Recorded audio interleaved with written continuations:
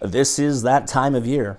It's the time of year where I pull out my middle finger and give the bird to the Rock and Roll Hall of Fame nominating committee. That's right. Each year they nominate bands that I just have to scratch my head, whether it's a band or an artist. So what's this year? Well, this year, among the nominees are Dolly Parton and Eminem, two artists that have literally nothing to do with rock and roll. That's right. Dolly Parton, famous country music artist, and Eminem, the famous rapper, are now nominees to be inducted into the Rock and Roll Hall of Fame. Why? Why on earth do they do this? And this has been going on for a long time. They've nominated artists like ABBA and Whitney Houston, and you could go on a huge list here of artists that are not rockers at all. Why? Well, listen, if you go and you ask somebody, they'll tell you, well, the Rock and Roll Hall of Fame, they have a very broad definition of what qualifies as rock and roll. Fair enough, fair enough. How then do they nominate, I ask? You know, clearly, if they're allowing everybody in the Rock and Roll Hall of Fame, at least it must be fame. Somebody at least has some degree of, there's some criteria. Maybe it's record sales, maybe it's airplay. Were they on the Billboard 100? What is the criteria? But you look and it is just so ridiculous. There are bands in the Rock and Roll Hall of Fame that you've never heard of. The Paul Butterfield's Blues Band. How many records did they sell?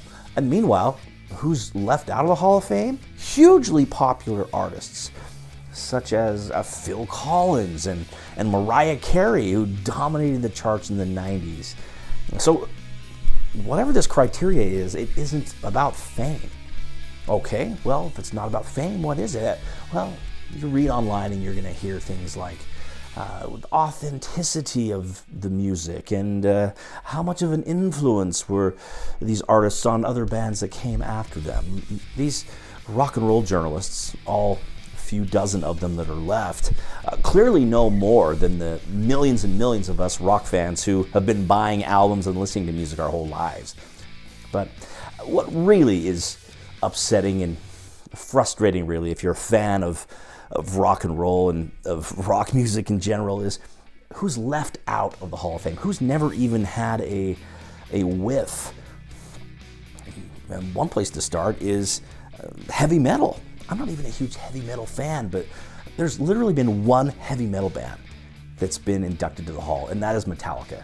Nobody else has really caught a whip. I think Judas Priest actually did get a nomination this year, but bands like Megadeth and Iron Maiden, I mean, never even catch a sniff of the Hall of Fame.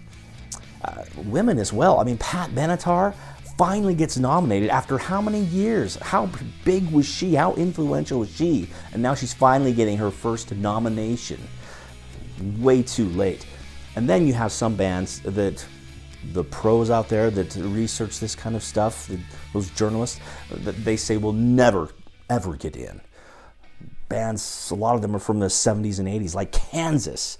You can't turn on a classic rock radio station anywhere and not hear Carry On My Wayward Son or Dust in the Wind or Point of No Return. And yet Kansas, they're never going to get in, according to some.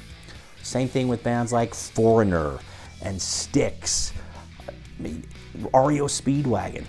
Those bands were hugely popular. And yes, they all had ballads and were known also for their love songs as well as their rock and roll.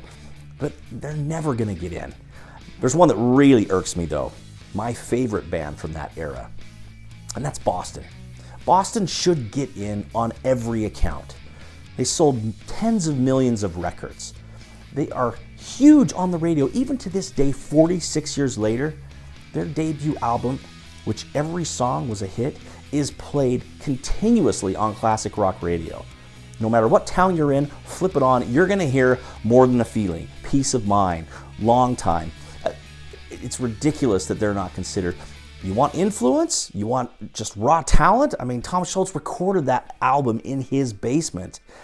And influence, even the late, great Kurt Cobain admitted that his most famous song, Smells Like Teen Spirit, had the same riff. It was from Boston's More Than a Feeling. the influence, the record sales. What more are you looking for?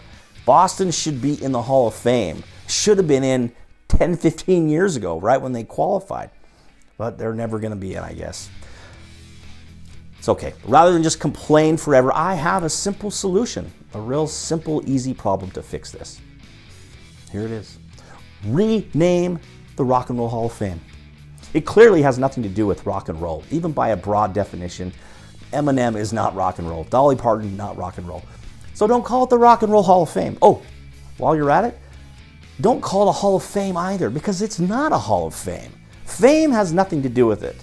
If you're going to let the Paul Butterfield Blues Band in and leave out artists like Mariah Carey and Phil Collins and Boston, the fame clearly has nothing to do with it. You should rename it. Listen here, nominating committee. Rename the Rock and Roll Hall of Fame to the Musical Artists Museum. MAM for short. There you have it. When you go to Cleveland, we can all go to the MAM. And that's it. Nominate Boston.